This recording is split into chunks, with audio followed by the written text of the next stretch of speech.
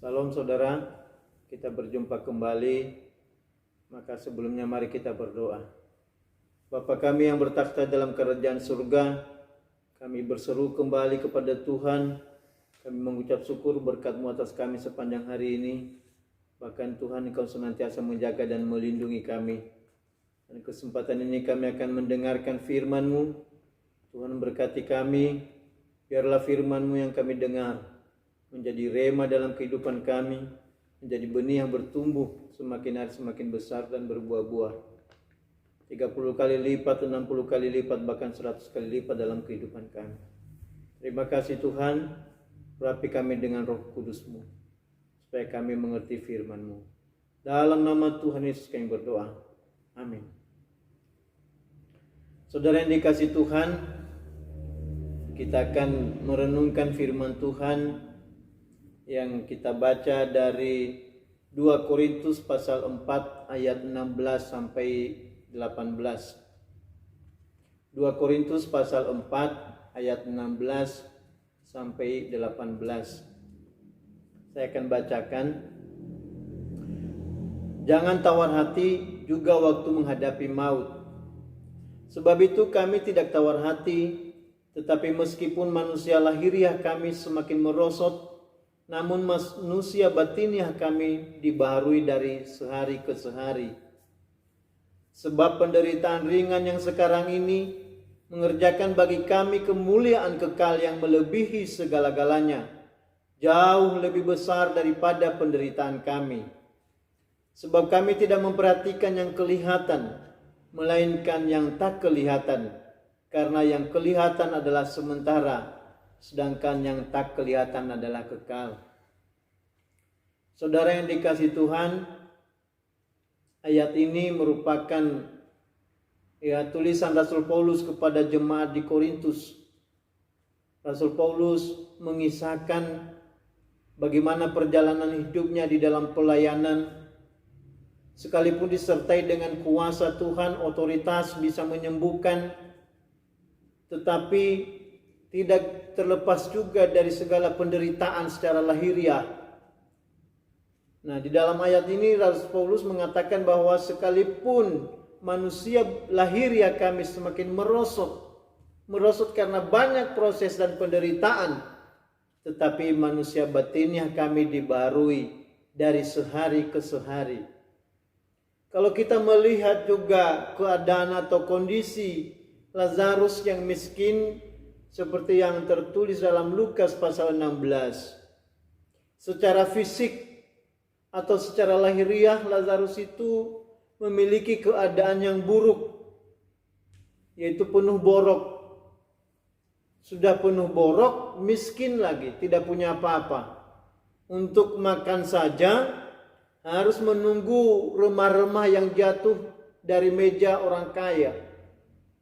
Dan ketika itu sambil menunggu remah-remah makanan yang jatuh dari meja orang kaya, borok-boroknya itu dijilat oleh anjing. Ini keadaan yang sangat buruk secara lahiriah, saudara. Keadaan yang sangat mengenaskan, kondisinya sangat merosot. Tetapi manusia batiniah Lazarus dibaharui, bahkan sampai ketika dia mati, dia masuk dalam kerajaan surga yang kekal, duduk di pangkuan Bapa Abraham, menikmati kehidupan yang mulia, lebih bahagia dari orang kaya. Ketika orang kaya mati, tempatnya di neraka yang penuh dengan penderitaan selamanya. Jadi saudara, keadaan Lazarus itu secara lahiriah, secara jasmani ketika ada di bumi ini dia sangat menderita. Tetapi ketika dia mati dan mendapatkan tempat yang terbaik di surga bersama dengan Tuhan, disitulah dia menikmati kebahagiaan kekal. Demikian juga pengharapan kita atas hidup kita saat ini. Seperti ayat 17, sebab penderitaan ringan yang sekarang ini mengerjakan bagi kami kemuliaan kekal yang melebihi segala-galanya, jauh lebih besar daripada penderitaan kami saat ini. Demikian juga kita saat ini, saudara-saudara yang dikasihi Tuhan, di dalam penderitaan yang kita alami saat ini, ya, melalui virus corona, banyak kesusahan kita alami saat ini, bahkan hampir semua umat manusia. Terlebih-lebih kita sebagai anak-anak Tuhan tidak terlepas dari penderitaan, kekurangan, keterbatasan. Tetapi yakinlah, penderitaan ringan yang sekarang ini mengerjakan kemuliaan kekal bagi kita. Karena dengan kondisi sekarang, kita semakin mendekatkan diri kepada Tuhan. Iman pengharapan kita kepada Tuhan semakin dikuatkan, semakin diteguhkan. Sehingga benar kata firman Tuhan, penderitaan yang sekarang ini jauh, ya, akan mengerjakan kemuliaan kekal bagi kita yang jauh lebih besar dari penderitaan sekarang ini. Rasul Paulus mengatakan bahwa kami tidak memperhatikan yang kelihatan, melainkan yang kelihatan. Kami tidak memperhatikan yang kelihatan, melainkan yang tak kelihatan. Yang kelihatan ini bersifat temporal atau sementara, bersifat fana. Segala yang ada di dunia ini bersifat fana atau sementara. Sementara yang tidak kelihatan itu bersifat kekal. Dan itulah yang sudah didapatkan oleh Lazarus, si miskin itu. Dia sudah terbebas dari penderitaan yang sementara di bumi ini. Setelah dia mati, dia mendapatkan kebahagiaan yang kekal, forever, selamanya. Dan inilah yang dikehendaki oleh Rasul Paulus, supaya kita juga memperhatikan bukan yang kelihatan atau yang sementara ini, tetapi fokus perhatian kita kepada yang tidak kelihatan, yaitu hidup yang kekal bersama dengan Tuhan Yesus Kristus. Nah, saudara yang dikasihi Tuhan, dalam kondisi sekarang ini kita harus mengingat firman ini, bahwa penderitaan ringan yang kita alami di masa-masa sekarang ini mengerjakan kemuliaan besar bagi kita. Artinya melalui penderitaan ini kita menimbul hal-hal yang baik yang bisa menjadikan, ya, kemuliaan bagi kita di dalam kerajaan surga yang kekal. Waktunya sudah dekat, kedatangan Tuhan juga sudah dekat. Maka yakin bahwa pada waktunya nanti akan kita terima apa yang sudah dijanjikan oleh Tuhan. Nah, saudara yang dikasihi Tuhan, semua yang kita alami selama kita ada di bumi ini, baik itu penderitaan, kesusahan, baik itu kebahagiaan, atau apa saja, tidak ada sesuatu yang tersembunyi di hadapan Tuhan. Tuhan Yesus Kristus sebagai juru selamat kita, Tuhan Yesus Kristus sebagai kepala gereja dan mempelai pria surga, Dia selalu tahu keadaan kita. Seperti kalau kita membaca di dalam kitab Wahyu. Dalam Wahyu pasal 2 dan pasal 3, di situ terdapat 7 jemaat. Yang kalau dalam pengajaran kitab Wahyu dikatakan sebagai 7 jemaat dari bangsa non-Israel, merupakan representatif dari jemaat tubuh Kristus di akhir zaman. Terdiri dari Efesus, Smyrna, Pergamus, Tiatira, ya, Sardis, Philadelphia, dan Laodikia. Jemaat ini, 7 jemaat di Asia Kecil ini merupakan representatif jemaat tubuh Kristus di akhir zaman. Dan, ya, firman yang disampaikan oleh Tuhan Yesus kepada jemaat itu merupakan, ya, firman yang diterapkan dalam kehidupan kita saat ini, yang sedang dibangun, dikerjakan oleh Allah menjadi tubuh Kristus. Kita baca di dalam Wahyu pasal 2. Kita baca Wahyu pasal 2 ayat 1 sampai 2. Di sini nanti kita tahu bahwa Tuhan selalu tahu keadaan kita. Wahyu pasal 2 ayat 1 dan 2. Kepada jemaat di Efesus, Tuliskanlah kepada malaikat jemaat di Efesus. Inilah firman dari Dia yang memegang ketujuh bintang itu di tangan kanannya dan berjalan di antara ketujuh kaki dian emas itu. Aku tahu segala pekerjaanmu, baik jeripayamu maupun ketekunanmu. Aku tahu bahwa engkau tidak dapat sabar terhadap orang-orang jahat, bahwa engkau telah mencobai mereka yang menyebut dirinya rasul, tetapi yang sebenarnya tidak demikian, bahwa engkau telah mendapati mereka pendusta. Yang kita ambil dari ayat ini adalah kata-kata aku tahu. Tuhan selalu tahu. Ya, kalau di ayat 1, inilah firman dari Dia yang memegang ketujuh bintang itu di tangan kanannya. Kalau kita membaca di dalam Wahyu pasal 1 ayat 16 dan ayat 20, itu menceritakan tentang pribadi Tuhan Yesus atau penampilan pribadi Tuhan Yesus. Di tangan kanannya Dia memegang 7 bintang. Ya, 7 bintang. 7 bintang itu berbicara tentang hamba-hamba Tuhan akhir zaman atau gembala-gembala. Ya.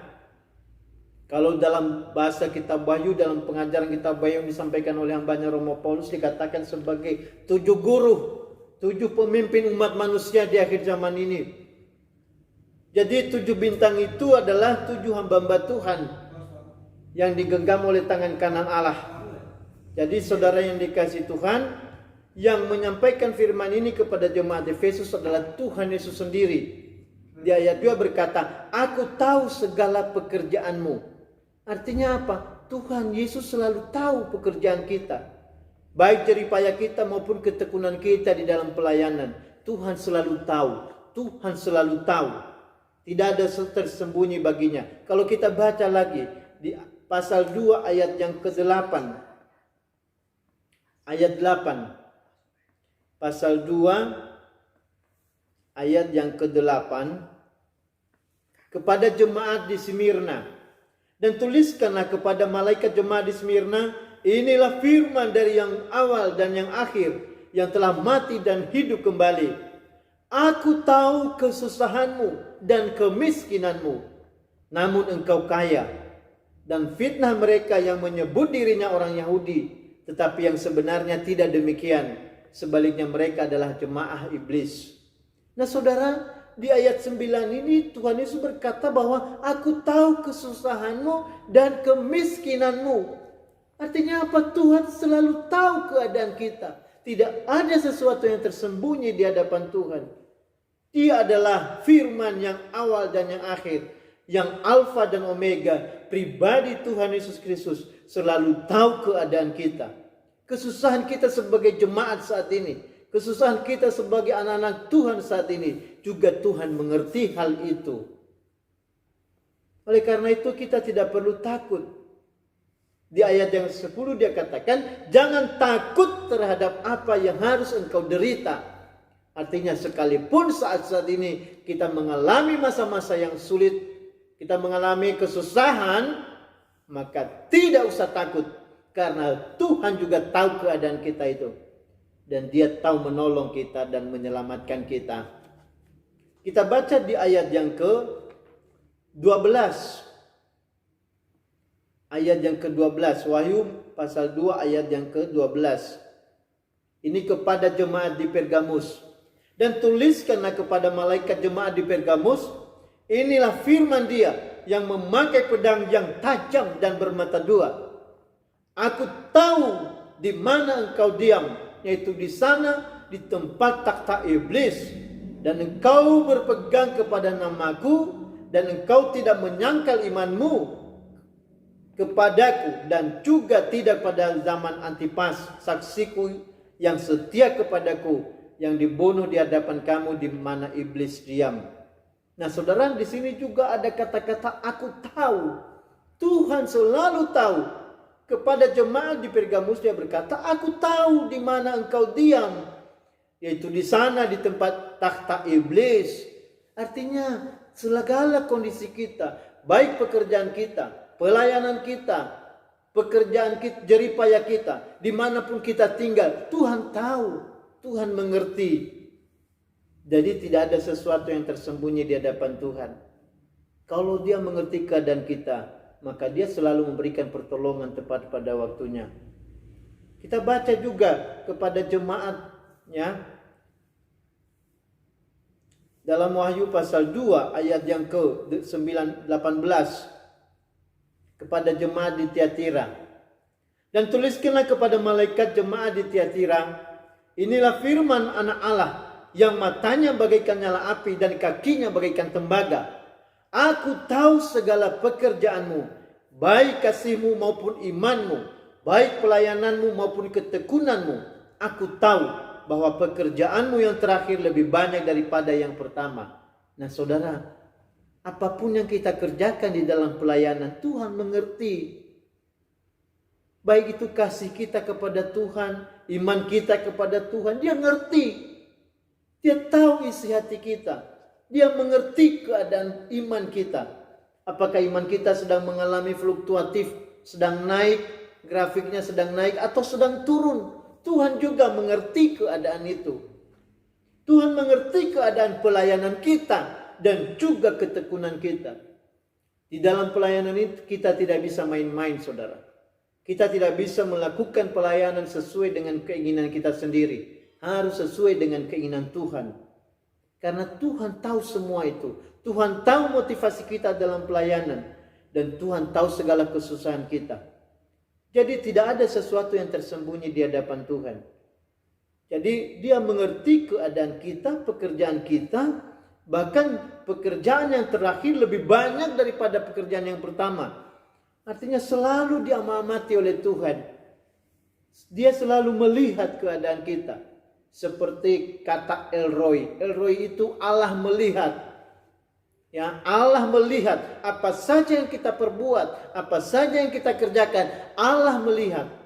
Yesus Kristus melihat, mengamat-amati gerak-gerik kehidupan kita.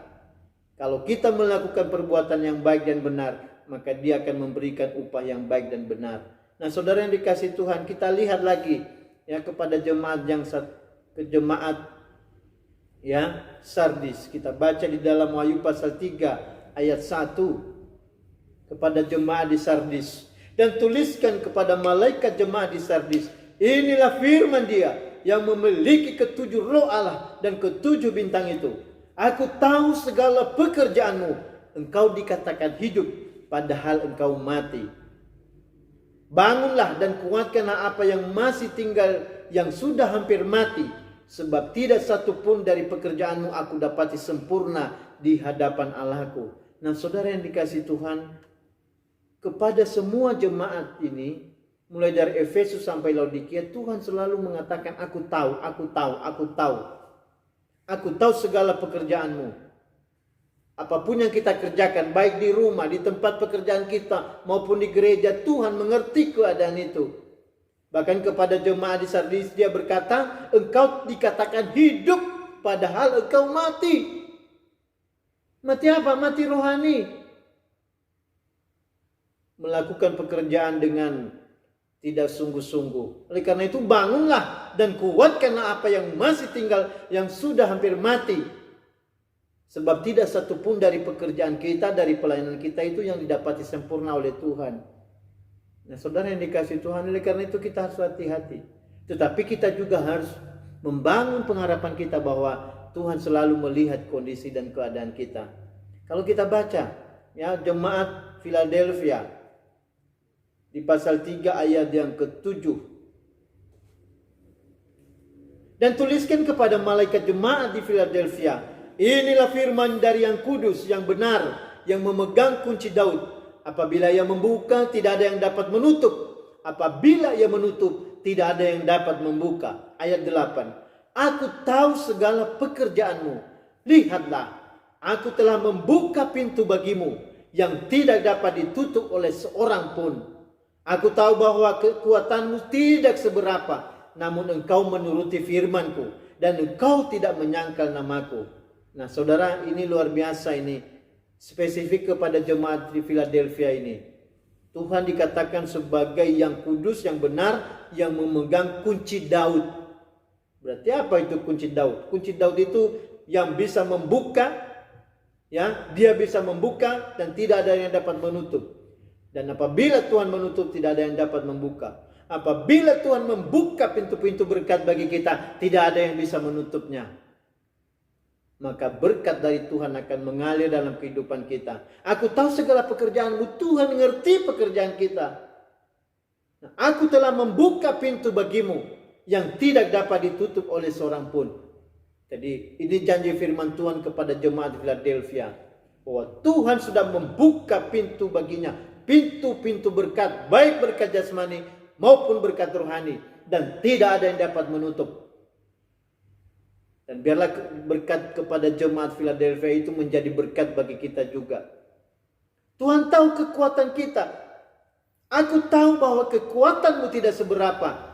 Namun kelebihan jemaat Philadelphia ini menuruti firman Tuhan dan tidak menyangkal nama Tuhan. Sekalipun dalam keadaan kondisi yang sangat susah, tetapi tetap berpegang kepada firman Tuhan, tetap menuruti firman Tuhan, dan tidak pernah menyangkal nama Tuhan.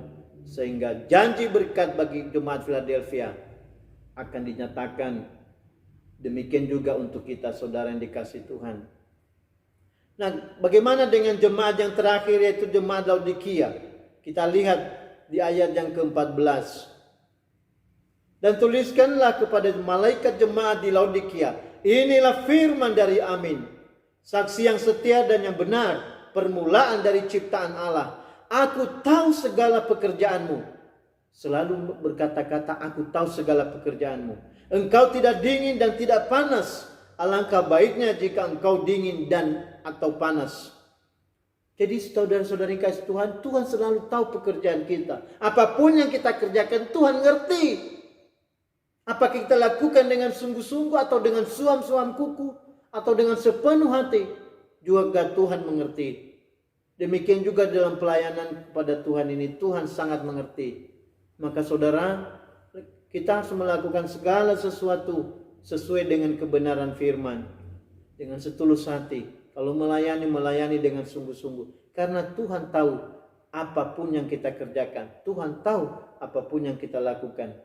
Nah, saudara-saudara yang kasih Tuhan, dengan kondisi kita saat ini pun, ya, Tuhan tahu kekurangan kita, Tuhan tahu kelemahan kita, Tuhan tahu penderitaan kita saat ini. Maka yakinlah, Tuhan pasti memberikan jalan keluar bagi kita. Kalau kita membaca di dalam Matius pasal 6 ayat 7 sampai 8, di situ dikatakan bahwa sebelum kita berdoa kepada Tuhan, sebelum kita memohon, Tuhan sudah mengerti. Tuhan sudah tahu apa yang kita perlukan. Itu yang tertulis dalam Matius pasal 6 ayat 7 sampai 8. Kalau kita baca perikop itu berbicara hal berdoa. Jadi saudara-saudara yang dikasih Tuhan, ya, sebelum kita menaikkan permohonan kita kepada Tuhan, Tuhan sudah tahu segala keperluan kita itu. Menjadi persoalannya atau menjadi pertanyaan, apakah kita tetap berdoa karena Tuhan sudah tahu kebutuhan kita? Ya, tetap berdoa kepada Tuhan, tetap memohon kepada Tuhan sebagai wujud bahwa kita percaya kepada Tuhan. Dan kita berharap hanya kepada Tuhan saja. Oleh karena itu saudara-saudara, kalau kita yakin bahwa Tuhan tahu segala keperluan kita, Tuhan tahu segala kesusahan kita, Tuhan tahu segala penderitaan kita, maka Roma pasal 8 ayat 28 berkata, Allah turut bekerja di dalam segala sesuatu untuk mendatangkan kebaikan bagi mereka yang mengasihi Dia. Kita baca itu Roma pasal yang ke-8 ayat yang ke-28. Ini bukan ayat yang asing bagi kita. Kita tahu sekarang bahwa Allah turut bekerja dalam segala sesuatu untuk mendatangkan kebaikan bagi mereka yang mengasihi Dia, yaitu bagi mereka yang terpanggil sesuai dengan rencana Allah. Jadi saudara-saudara yang dikasihi Tuhan, Tuhan turut bekerja di dalam segala sesuatu untuk mendatangkan kebaikan bagi kita. Di dalam kesusahan-kesusahan yang sedang kita alami saat ini, Tuhan turut bekerja untuk menolong kita, mendatangkan berkat bagi kita, memerintahkan orang lain untuk mengantarkan berkat bagi kita. Itulah cara kerja Tuhan yang tidak pernah terpikirkan oleh kita. Dan kalau kita membaca di dalam 2 Korintus pasal yang ke-5 ayat 5. Ya, 2 Korintus pasal 5 ayat 5. Tetapi Allah lah yang justru mempersiapkan kita untuk hal itu. dan yang mengaruniakan Roh kepada kita sebagai jaminan segala sesuatu yang telah disediakan bagi kita. Jadi saudara-saudara yang dikasihi Tuhan, Tuhan yang mempersiapkan kita untuk memperoleh janji-janji Allah, untuk memperoleh segala kemuliaan yang Tuhan sudah sediakan bagi kita. Melalui apa? Melalui jaminan dari Allah Roh Kudus. Tuhan telah mengaruniakan Roh Kudus bagi kita sebagai jaminan bahwa kita akan memperoleh apa yang Tuhan sudah sediakan bagi kita semua. Jadi saudara yang dikasihi Tuhan, karena itu kalau kita yakin akan kebenaran firman Tuhan ini, maka kita tidak perlu khawatir atau putus asa di dalam menghadapi masa-masa yang sulit ini. Kita tidak perlu tawar hati, apalagi berlebihan sehingga menimbulkan kegelisahan. Tetapi kita harus tetap percaya kepada pertolongan Tuhan tepat pada waktunya. Tuhan pasti menyediakan berkat bagi kita yang berharap kepadanya. Bersyukurlah senantiasa kepada Tuhan dan jangan bersungut-sungut. Nyatakanlah segala permohonanmu kepada Tuhan, ya, dengan hati yang tulus dan murni. Maka Allah yang akan memenuhi segala keperluanmu menurut kekayaan dan kemuliaannya di dalam Yesus Kristus. Tuhan Yesus Kristus memberkati kita. Amin. Mari kita berdoa. Bapa kami yang bertakhta dalam kerajaan surga, kami bersyukur Tuhan lewat kebenaran firman-Mu ini. Kami yakin bahwa Engkau tahu segala sesuatunya bagi kami. Engkau tahu kondisi dan keadaan kami saat ini. Maka Engkau yang bekerja untuk mendatangkan kebaikan bagi kami yang mengasihi Engkau. Dan Engkau yang menyediakan segala sesuatu apa yang kami butuhkan, apa yang kami perlukan saat ini. Engkau sudah sediakan bagi kami ya Tuhan. Karena kemuliaan-Mu dinyatakan bagi kami melalui anak-Mu Tuhan Yesus Kristus. Hamba berdoa untuk seluruh sidang jemaat. Tuhan memberkati mereka. Tuhan menjaga dan melindungi. Tuhan menjauhkan dari segala sakit penyakit. Jauhkan dari virus corona. Dan Tuhan mencukupi seluruh kebutuhan mereka saat ini. Sehingga mereka tidak pernah berkekurangan. Bahkan berkelimpahan. Untuk bisa memuji dan memuliakan Tuhan. Di dalam nama Tuhan Yesus Kristus. Hamba telah berdoa dan mengucap syukur. Haleluya, haleluya. Amin. Salam.